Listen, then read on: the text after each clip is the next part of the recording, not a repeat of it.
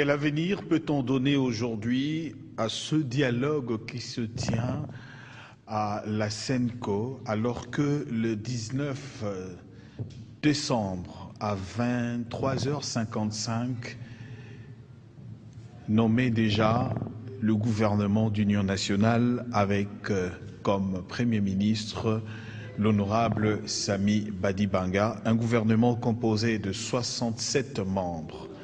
Est-ce qu'aujourd'hui, pouvons-nous encore parler enfant et d'un avenir meilleur par rapport à ces négociations qui se tiennent au siège de la SENCO? Lorsque une question encore taraude les esprits en ce sens de parvenir à notre intellect, quel serait l'avenir aujourd'hui de ce gouvernement d'union nationale avec le Premier ministre Sami Badibanga si jamais le dialogue de la SENCO avait comme aboutissement un changement de gouvernement et à la tête, on prône déjà un Premier ministre venant du Rassemblement. Autant de questionnements par rapport à cet apocalypse dont nous avons beaucoup parlé du 19 décembre. Est-ce que réellement fallait-il que le pays s'arrêtât, les institutions s'arrêtâient de fonctionner, ou comme l'expression, comme le diraient beaucoup de la majorité présidentielle, le Seigneur Jésus ne naîtra pas le 19, bel et bien le 25 décembre. Ces paroles tiennent pour des analyses par rapport au climat politique dans le pays. Aujourd'hui, parler de principe de dialogue et bien entendu de cette date fatidique du 19 décembre passé, aujourd'hui, nous recevons le président national de Condor, parti de l'opposition et précisément du Rassemblement, membre également du G14 que nous avons connu, qui a fait la pluie et le beau temps ici dans ce pays pendant la Deuxième République, une force de l'opposition qui parle toujours d'elle. Monsieur Gabin Chitea, invité déjà permanent de Mogrosso. Monsieur Gabin Chitea, Boni. Bien, merci beaucoup Roland de l'invitation. Le 25 décembre, Ileka Malamu fête en famille. Comment ça s'est passé? Le parti également a fêté au niveau du G14, du Rassemblement et de la Convention nationale des démocrates pour un ordre nouveau. Ileka qui n'endenge il y a trêve, parce que au moni tozana kati ya lutte ya démocratie. Lutte, il y a respect, il y a constitution. Donc, et kokaki kozala te, bozala na yango indifférent, bobosana, on n'est pas si pour na bosana. Mais esengaki ke tozwa moi repos ana pour écolisa lisusu makanisi ezala meilleur pour na tozo lukaka ka solution ou ko faire primer paix na sécurité na kati ya mboka. Donc tozalaki na kati ya attente ya continuité oyo tozanango jeudi ezoro banda ndenge bamupe basengaki pona tosuka vendredi. Alors lelo oyo to lundi précisément, pratiquement les gens se demandent na introduction nanga oyo kiango avenir nini tokoki kopesa na dialogue oyo eza ko soutenir na SENCO. Est-ce que déjà on peut s'attendre à quelque chose de bon au moment où déjà Tomoni, le 19 décembre, il y a un nouveau gouvernement d'union nationale où ils sont en place? Bon, ndeko Roland, il faut oyeba ngai passage na ngai eza toujours na souci ya ko limbolela, ko éclaircir population oyo baza en face na biso oyo baza peut-être na ba information mingi te. Pourquoi na oloba na eloko to loba chance o to kopesaka na dialogue to skotaki ya SENCO ezali na makambo ekomaki ya motuya oyo tozalaki nango ebi masolo ya dialogue ebandaki na baninga mosusu bakendaki basali deja oyo ya bango na niveau ya Kanchachi mais epermettre biso ke eyebana bamozindo ya makanisi tu ya bato tu ezalaki kote ya pouvoir na kote ya bato bazalaki na biso na rassemblement mais neti te. Donc, moni na temps wana tout éclaircir temps epesi ba clivage ekabwani mibale parce que na bitumba nyonso tout po ezala clair il faut ba leader bayebana de chaque côté. Alors lelo toza nango clair toyebi ke lelo ata 5 aza na simplification moko ya makasi ayebi ke mindondo ezate epai yo aza na maître ya Kabila koto aza na maître ya Etienne Tshisekedi. Donc alors inclusivité l'air toloba ki inclusivité ezaka raté bomoni preuve ango ke za dialogue mo tozo sala batu baza mukie ezalaki inclusivité ya ba makanisi eza ba résolution esangisi ba politicien oyo bazalaka na niveau ya Kanchachi na ba po résolution esangisi ba politicien oyo ya conclave ya limité yango na nde mibale wana epusani eza mûri eza na mesa ya bamupe yango wana omoni ba délégation ekomaki mokie oyo tosengaki po ezala même na kute pa ya l'état déjà l'état aza kolelaka azangi mbongo ya makambo ya élection yango wana inclusivité omoni nde tosalaki yango bandeko pe ya MLC bazalaki pe na ba amendement na bango ba revendication na bango ebandaki kolandana na oyo biso ya rassemblement alors tozwani na bango elongo tokotisi po tokende parce que eza dialogue moko oyo toboyo pesa moto aya na occasion ya ba revendication mo pona ya ko saboter ba résolution obimo ebi yaka mingi moto abandio ya po boboyela bango eloko boye l'air boboyeli ekomi problème non biso toza na esprit ya rassemblement tosangisi bato tu ba condition ya bamupe epesaki biso confiance yango wana tovandi na dialogue wana nde ezali oyo tozalaki mingi na souci ya monene oyo peuple oyo adelege biso ezalaki na makambo ya alternance eza point moko monene oyo ezali discuter kuna na ba échange ya ba parole quand même tomoni ke batu baza un peu mûri baza kopusana na ndenge ya intérêt oyo ya nation tozalaki na précision mosusu oyo tozalaki tobengi yango voie royale eza important mpona ozala ezalaki mpona ba précision sur ba date ya ba élection na tozalaki na problème wa monene ya sécurité na paix na kati ya makambo ya mboka mais omonaki awa ezalaki le 19 eloko tout ezalaki ya moto ezalaki date ya le 19 décembre oyo monaki bilobele ezalaki ebele omoni na TV komaki batu ya pouvoir bakomaki ba commerçant ya osombaka bapine ebeba bakomi osomba bamabaye ebukana donc omoni ke epesaki mboka batu bazwaki baperturbation ya baattribution et puis baqualification ya oqualifier bamanipulation bato nini ezalaki un peu makambo za ekilikili mais ngai na dekaka na émission le 19 wana na journal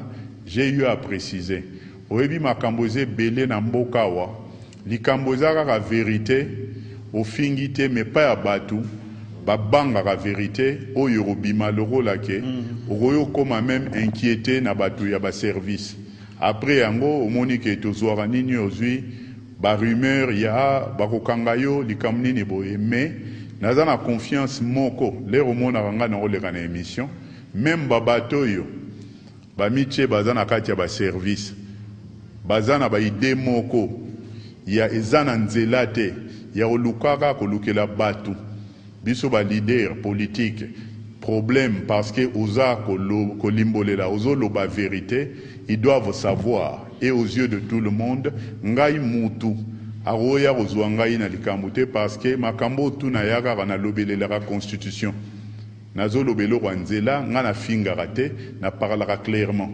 Donc ba intimidation wana ya kolukaka kokanga bato nini bopai problème ezate eza problème numéro te. Soki bakokataka mutu moto bakobomaka mutu bakobomaka ye mpo na vérité. Mais il y a un Dieu sur terre. Le jour où on a kengai na okota na panique, eza jour où on a komi kolekaka na TV pour na kofingaka koloba eloko eza na nzela te. Mais na nyonso tu na cellule na biso ya Condor tozali tosololaka na ba juriste avant koleka na TV okende koloba likambo. Tokotangaka constitution, tokotalaka eloko ozoloba oyo ya clairement ya rocha peuple na nzela. Eza carrière mobimba o ezali tozana makambo mosusu te soki lelo il faut na leka pona lobelo eza vérité te eza na tina moko te. Donc problème ezalaka jour wana ezalaki jour oyo biso ba politicien mayele sukaki makambo etikalaki na mboko oyo bokonzi oyo ya Kabila o ezalaki na carte rouge ya kosuka le 19 na bokonzio ya population il fallait na maturité na ye ayeba comment gérer likambo wana na yango monaki na minuit population partout place azalaki babandaki na ba 23h omoni ba célébraki likambo ya carte rouge wana ba célébraki terme donc fin ya mandat ya le 19 décembre. 2016. Donc, ezalaki célébration ana. Ezalaki marche te, ezalaki meeting te, batu bazalaki na tango nde basepelaka bonne année, wana ezali bopesaki mutu bokonzi. Il y a 5 ans ekoki, il fallait symboliser ça. Mutu na mutu azalaki na symbole na ye. Ndenge asalaki abeti sifflet, abeti nzungu etunde ezalaki wana.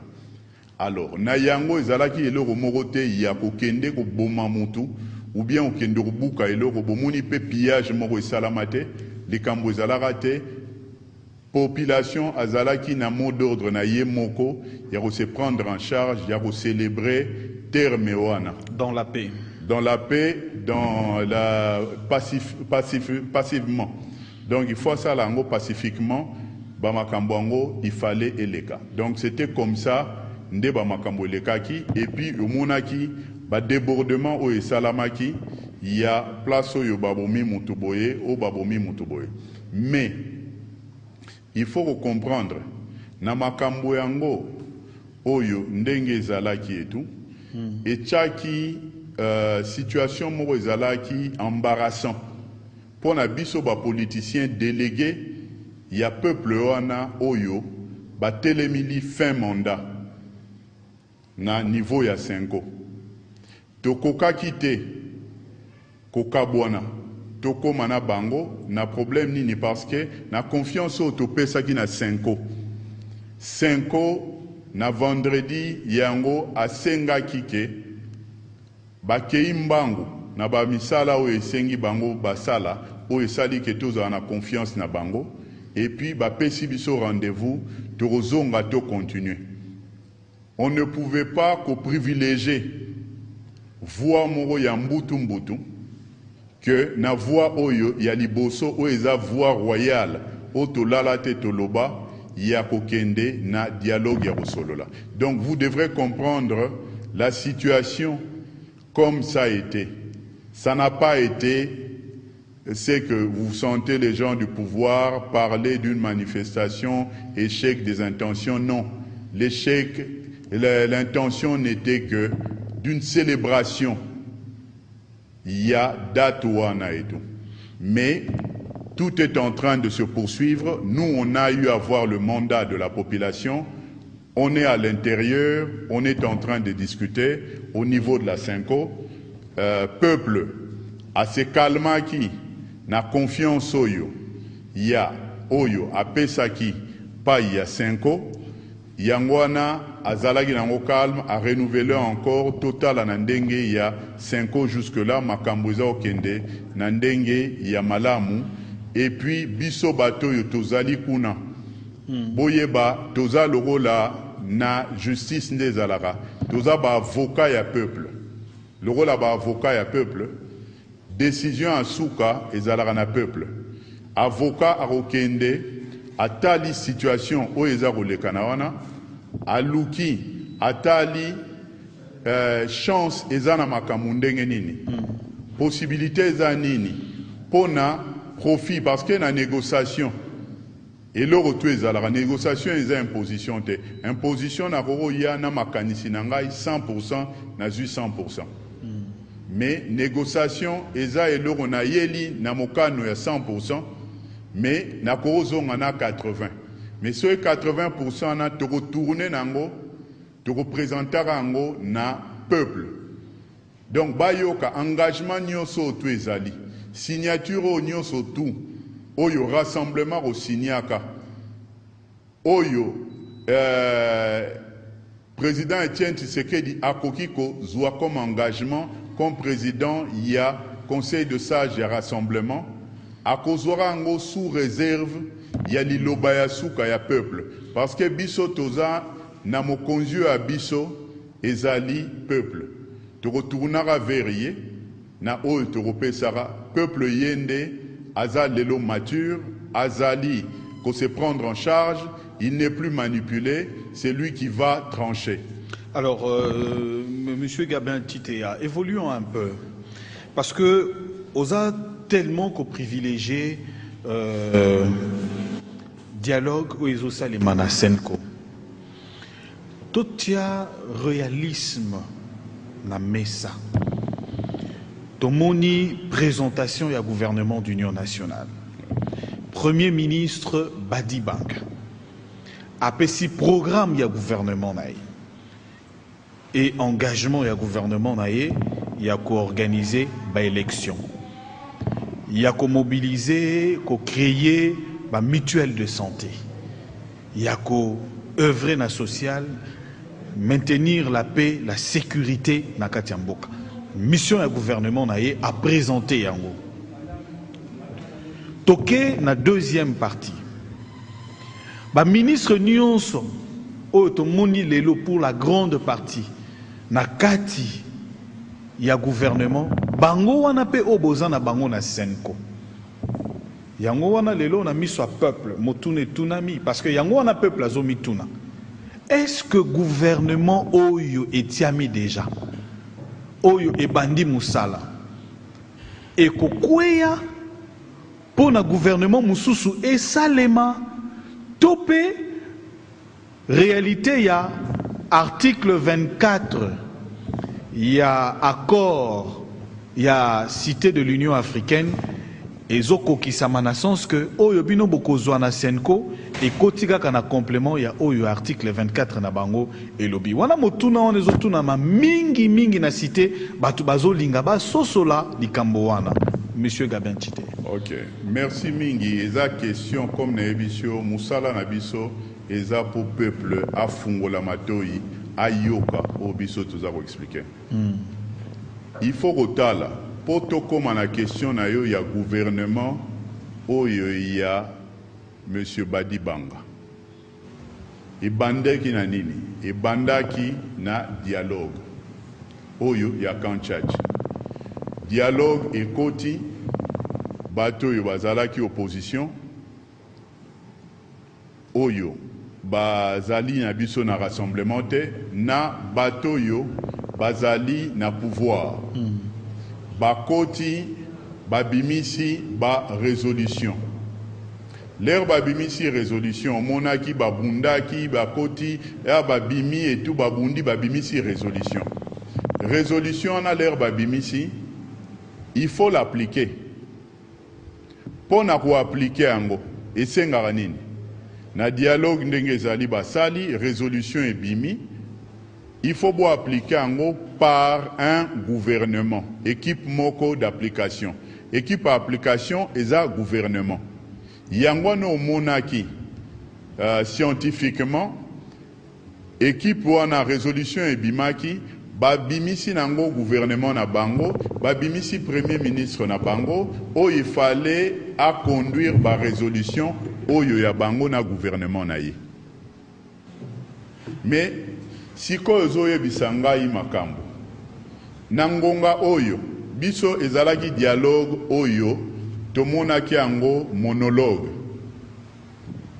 ekipaki biso na eloko moko te na émission nalekaki otunaki ngai nomination ya ministre Sami Badibanga nayebisaki yo ke eza eloko moko etali ngai ata mokie te ezali liboke ya président Kabila na mandat na ye. Mais si quoi une question les rosa retourne ngai tokomi il faut éclaircir population tous à la confusion te tokoti na dialogue pona nini memi batu bakota na dialogue soki doya dialogue okune le kaki ezalaki na motuya ya makasi na kanisa teke rozonga susu ezalo roi pa monganga okendaki basali yo ba examen babimisi ba malaria et tout baye bavandi bapesi yo ordonnance soki bamoni ke santé na yo elongami te bakozonga na yo lisusu okende osala baexamen ordonnance wana eza lokola résolution eza kobima e résolution soki ebimi esengaka ezala na bapilote na yango ndenge kaka bango basalaki eza ndenge oyo ekosalama résolution ebimi ekosengaka bapilote nango. Alors je vois mal ordonnance oyo kobima ya mibale examen résultat examen mibale ebimi bapesa yo ordonnance oyo liboso mela nango bakisi eza batrouver solution te. Donc soki mutu aboyi kozala na mayele mukie à comprendre et le ronga na lobby. Donc, dialogue n'y surtout, résolution n'y surtout, et ça na mérite ya gouvernement nango, ou y reconduire nango. Donc, les accords qui sont en train de sortir, dis-toi que naturellement, il faut ezala na ba pilote nango, oyo et conduire nango. Donc je crois que tu as eu la réponse. Motoune et Zali, parce que celui au lobby Bongo, il est nommé par l'ordonnance présidentielle. Sikoyo, Binobo proposa qui régime spécial. Sikoyo Tenuto Yeba. Est-ce que il y a un régime spécial wana ezali sous na place nangongo tokomi Sikoyo, nandenge dialogue ezako évoluer parce que pratiquement à entendre élection, le gouvernement, il y a Sami Badibanga, c'est pour avril-mai 2018. Mais Oyobino Bozana na Senko, Bozo Kende apparemment en décembre 2017 pour l'organisation de l'élection. Alors maintenant, Torben Angonini, régime spécial les OIA, to ekosale mandenge nini, bo éclairer dans nos populations. Roland, eza clair ya o préciser na population. Bomoni le 19 awa. Biso toza na constance na biso oyo totikali nango. Oyo toza la nango oyo pour nous na Condor. Toza na elongo na rassemblement na leader na biso Etienne Tshisekedi. On avait parlé du fin mandat de respect constitutionnel. Et certes qu'au 19, il y a eu perte na président Kabila, il y a légitimité, na légalité, na pouvoir Oyo, il y a le deuxième mandat qui est na sa fin. Fin, il y a deuxième mandat naïe. Alors, ezalaki le 19. Batu babo sanara mingi. Ceux qui ozongi bien na histoire. Ndenge nini président Kabila komara na pouvoir ao. Le musée Kabila est mort. Il fallait honorable Matou Kwazala Kiana nde azwa pouvoir. Mais le président Kabila est passé par régime moro spécial. C'est ça, régime spécial. Et qui tue par l'épée, périt par l'épée. Aujourd'hui, Essengo Abisso na rassemblement Ezali, parce que le président Kabila nous rejoint dans un régime spécial. Les arrangements qui sont en train de se faire au niveau Yasenko. Oyo batali ke biso tout, toza ba Congolais, ba politiciens, toza impliqués. Na kati ya histoire oyo. Le rassemblement est tout à fait d'accord de la démarche du président Kabila pour la recherche de la paix et de la sécurité. Écoute, le problème... Non, c'est qu'il faut aller. Il ne faut pas aller dans la confusion. Problème au Ezaliawa. On n'est pas à l'heure du rassemblement. Démarche Moro Ezali rassemblement. Démarche Moro Ezali, il y a majorité. Ou bien il y a Kanchachite. Na, il y a rassemblement. Démarche Ezaliawa, Ezali, il y a 5 ans. Bien que le président Kabila, après les résolutions, il y a qu'un tchatch, à mon acquis, satisfaction à un côté, parce que s'il était satisfait, il allait s'arrêter là. À mon acquis, satisfaction à un côté, c'est une responsabilité. Même quand tu peux manquer une responsabilité, ça reste une responsabilité. C'est comme ça qu'il a eu à aller vers la Cinco. Après si problème naé na Cinco. Aujourd'hui, quand les gens se ramènent na niveau à Cinco, na pulsion à Nani, il y a Cinco. Si les amis de Konchach se ramènent et au respect de rendez-vous de la Cinco, c'est pas par rapport au rassemblement, c'est par rapport à la considération et pulsion il y a 5 ans. Donc, si on n'est pas à l'heure, il y a le Baba Makambu, chef de non, tout est les lois, tout qui est la solution. Les lois, ce que moni, Ngambe bazo longwa limete baye on a 5 ans. Pour moi, on a même que 5 ans, il faut que motuya bazui pepo, bakepa na Vatican. Bazongi, bomonara mokonzi ya mbokawa, akendaka Vatican. Donc problème d'enge ezaliawa, eza directive. On a tobenga qui est mokonzi ya mboka. Toroti kaka considération moro. Parce que soki atabayo bazana simanaye, ba considérer titre na été, obiso to considérer te ata oyaroyaka considération ngozalate. Pour la considération ana tokena makambo wana mengongo ezali l'air au moni peuple avant dizaine confiance eza moko na ye eza confiance oyo ba pesa na ba mupe yango oyo topesi oyo ngana yebisi yo tokei na régime spécial. Régime spécial o tozoluka. Régime spécial c'est quoi? C'est comme yo mutu au botami. Ozana makolo na yo mibale. Ozwi likama. Bakati yo likolo moko. Et bayeli yo likolo ya prothèse au tambola nango. Ezali que au perdre pureté ya yo mutu. Mais baromema eloko moko po bakoka kotika yo quand même na lolenge ya ndenge mutu atambolaka. Ezali lokola régime spécial. Ayé parce que constitution ekutani na bambeba. Et régime spécial ekoya bien que pureté bosolo ya constitution ekokima mwa mukie mais tozo sale loko po ekokako sauver tokende na une très bonne réparation qui sera les élections oyo na point 3 na lobby onde lobiko yabiso nyosotu.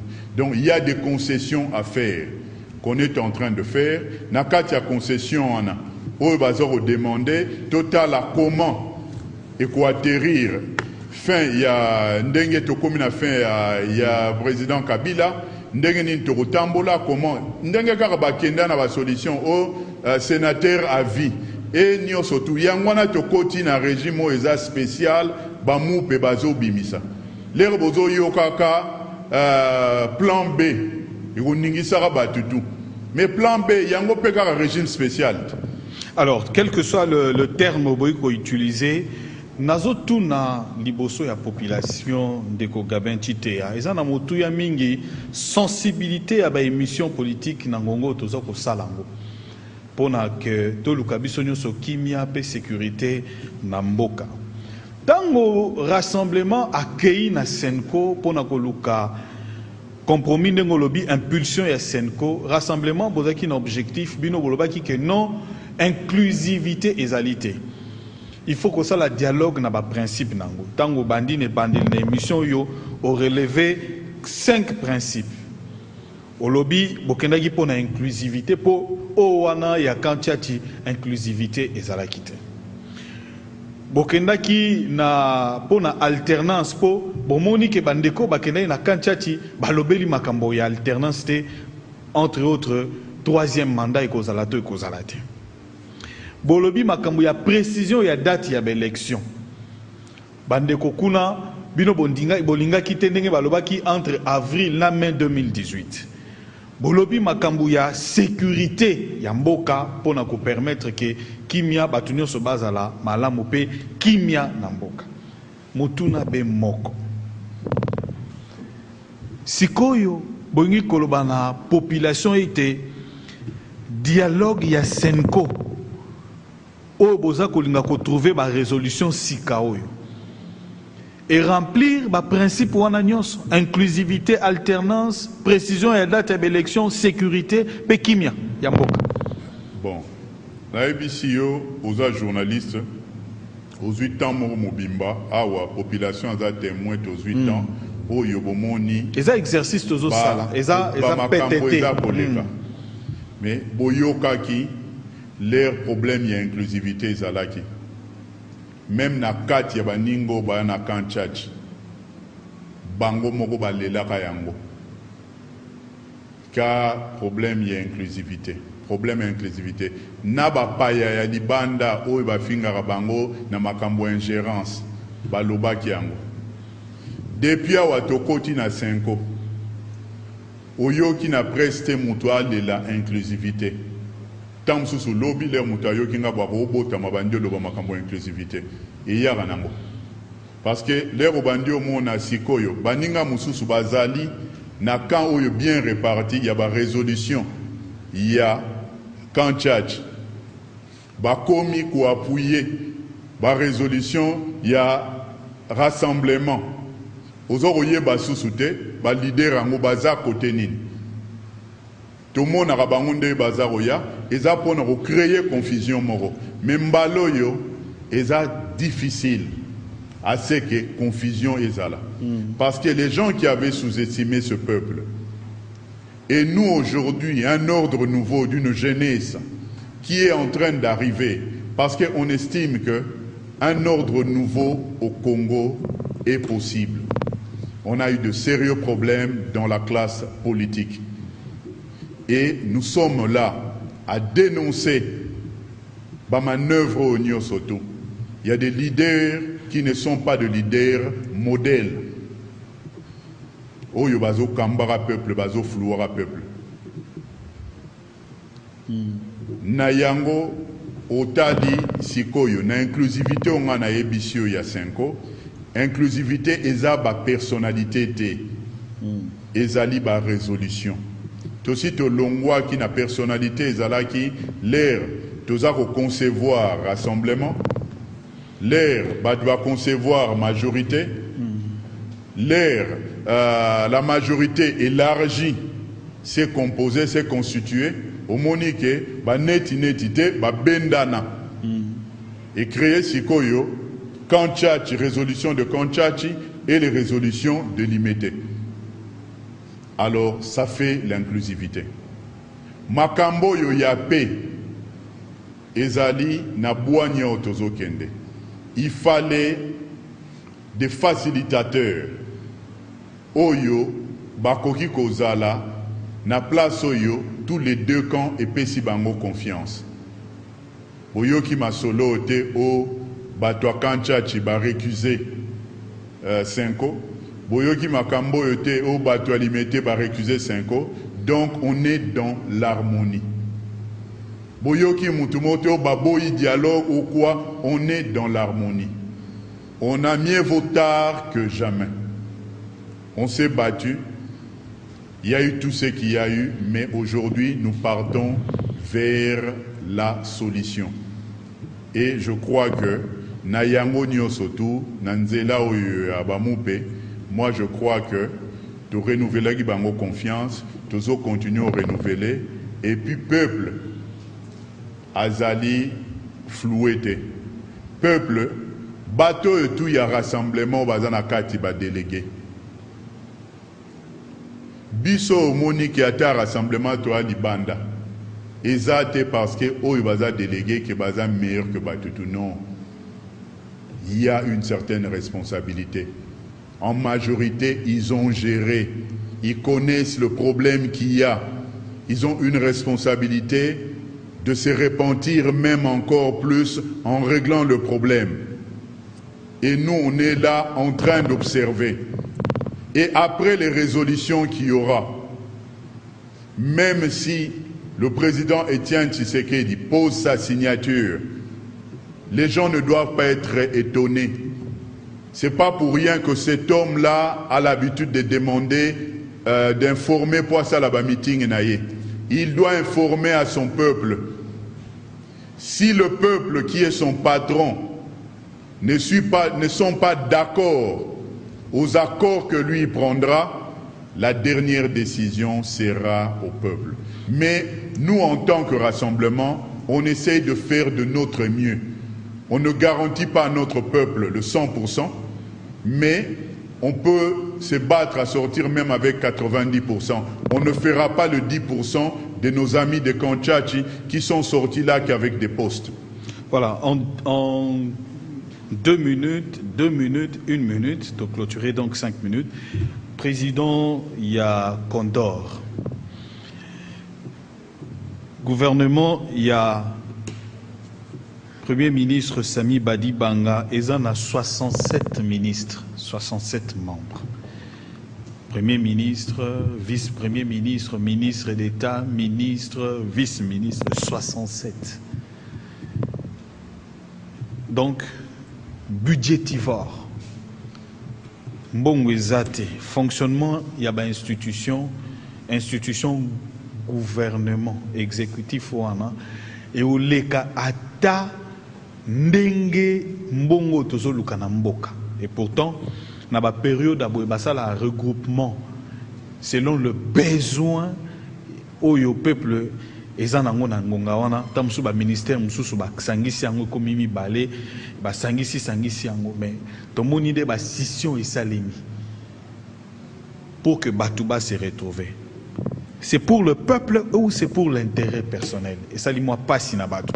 Donc, 3 ministères, pour une fois dans le monde, le pays qui a 70 ministères. Tout le monde a 70, 67, n'est quoi 70. Seni, à venir dans nini. Puisqu'il fallait qu'on refonde, qu'on code sabatou mususu, pour nous la comité directeur, il y a Seni Wan, pour nous tambusa, membre de l'opposition mususu. C'est le budget à Seni et Yebani Nanoute, Sikoyo. Ce qui te peut sur analyser, au Lobani. Bon, pour tourner rapidement, d'ailleurs, tout boma tangoute. Binope bo lukaka bo comme 67 ministres. Pour boma tangoute, ngana ebisio dialogue de dialogue ezana ba pilote nango. Wana eza makambo na loba na bino etala bisote.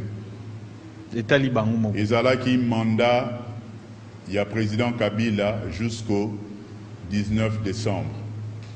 Mais sikoyo awa na constitution eza prévu te. Toko marotambola na président sans vote. Alors, eza pe prévu te. Tozwa mboka na mbutu. Seule chose qu'au primaire et comme Ivoire royal, ezali régime spécial. Ndenge kaka et memaka Joseph Kabila na pouvoir, yango ndepe eko conduire pays. Nathan. Yango eko conduire pays puis tito koma na élection. Mais pour t'éclaircir, parce que l'ingi makambo gouvernement trop il y a premier ministre Badibang. Na ko éclaircir yo que l'air baninga bakutanaki na Kanchach. Il y avait une partie qu'on a appelée le pouvoir et l'autre partie on avait appelé l'opposition. Banan bazalaki opposition. Eza lingomba oyo il y a premier ministre Sami Badibang. Il y a ngonde zalaki opposition et bangonde bapesaki bango poste il y a premier ministre. Il y a premier ministre. Donc bapesaki côté il y a opposition. Sikoyo na dialogue otozali. Il y a le pouvoir, non? Qui est quoi? Les résolutions de Kanchach. Il y a l'opposition qui est les résolutions du rassemblement. Opposition Ezawapi. Ezali, résolution à rassemblement. Pourquoi un poids, deux mesures? Donc Yebake, Premier ministre, à moins que Batou, la classe politique andime encore une fois à Kota, Kozala Babolole. Menandenga Mayele Lakisike, le gouvernement sera tenu par l'opposition. Alors, je peux dire quelque chose qui est plus important. Parce que Bitumbo tout ozana ngopona osukisa ezali pona tozala na élection moko crédible et transparent na vie. Ndenge toza okenda obozo mona na ba résolution. Les gens doivent avoir le courage. Le combat démocratique qu'on a mené, il y a bien des gens qui se sont battus et tout. Un politicien, un vrai leader, il est récompensé par les élections, par l'électorat. Et il se bat pour l'électorat. Il ne se bat pas pour les postes. La population doit comprendre. Quand Bomoni Bato Yobaza na discussion makasi pour na poste, ce sont des gens qui se savent pas sûrs, qui ne sont pas en communion avec leur base, avec leurs électeurs. Il est temps que nous comprenions que ça se voit, on n'a pas besoin de dire, il y a des vagues de gens qui sont sortants, qui n'auront plus la chance dans les élections avec cette population, les électeurs éveillés. Donc, personnellement, ce qui m'engage, moi, nous en avons de gens même comme ça. Dans nous, dans Condor, c'est peut-être ces gens-là qui se sont toujours battus, hein, parce que Condor, c'est depuis les années 90. Les gens me voient peut-être jeune et ils pensent qu'ils ont affaire Moro, Jacob, Yalelo, non. Et ces gens-là, ce sont des gens que nous allons encadrer et gérer na ba gestion oyo eloko yo biso bato balobi aza leader ya solo aya na terrain sur l'électorat au monde na comportement na ye po leader oyo bomoni aza na respect ya électorat te azo sala makambo oyo peuple azo zela te eza leader oyo azo bunda pona ba poste. Alors, combat eza ya ba poste te, combat ezali tobima wana po tozwa ba élection moko ya apaisé. Merci. Merci, Monsieur Gabin Chiteya, président national de la Convention des démocrates pour un ordre nouveau. Condor. Je tiens encore, cher ami, c'est très capital. Vous savez, moi je donnais aujourd'hui ma vie, ma carrière politique na Zorsala. On en a reçu des appels par rapport à mes passages de la télévision. Ah, Nini, Ozoro Loba, on doit t'arrêter, tu incites les gens à une population. Je mets à défi. Moutounio Sotou, à Korigoya, Total Ananaye na TV, Babiloko Yongaï na Lobara, ya pour inciter la population, ou bien ya pour éveiller Batou. On ne doit pas faire paniquer des gens, intimider les gens. Parce que ce n'est pas ça le combat démocratique. Et je sais que ça ne vient pas de l'hierarchie. Et comme Marba Bato ya Pembe ni quoi, Baluka Osala ba intérêt na bango. Non, nous avons un intérêt qui est divin. Nous avons une mission divine. Merci. Nous, on ne passe pas ici. J'ai jamais insulté, j'ai jamais été dans une émission où il va inquiéter un journaliste Moro. Il va inquiéter à Télé Moroté après mes émissions. Donc les gens doivent savoir, se respecter, Naba, prérogative Nabango. Merci. Merci. Je rappelle également que vous êtes membre de l'opposition, faisant partie du Rassemblement. Merci Shadrach Ipan, Jean-Paul Katota. Merci Benjamin Gama pour la réalisation de ce numéro de Mogrosso. Merci à Joseph Bengo pour la prise des vues, assisté par Chico. Et de l'autre côté, Ngama, assisté par Chagui. Vous voulez suivre, être en contact avec nous, composez les 081 081 81 32. Également, vous pouvez nous suivre dans notre site Univers, www.universinfo.tv. Vous pouvez suivre tout ce numéro de Mogrosso. Au revoir.